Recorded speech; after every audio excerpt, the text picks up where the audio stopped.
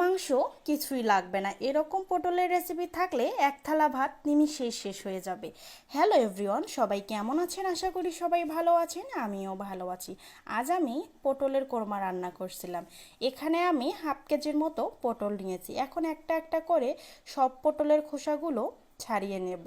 সব খোসা ছাড়াবেন না, একটু জন্য গায়ে গায়ে থাকে। এই যে দেখেন, এরকম করেই নেবেন।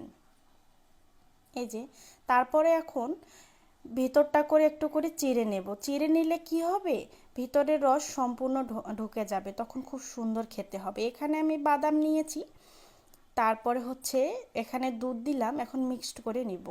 তারপরে পটলগুলো দিয়ে দিলাম, ব্রাউন কালার করে ভেজে নেব। এই যে ভাজা শেষ আমার।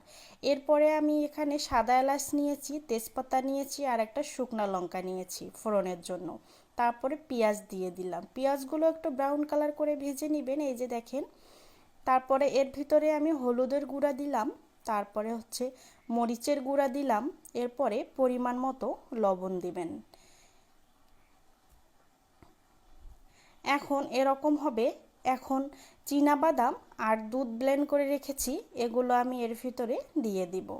এই যে দেখেন, এরকম হবে। যখন তেলটা উঠে যাবে উপরে, তখন পটলগুলো দিয়ে দিবেন।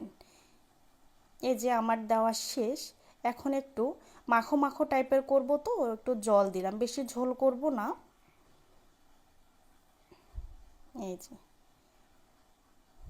এই যে আমার রান্না প্রায় শেষ। এরপরে আমি একটু গরম মশলা দিয়ে নামিয়ে নেব।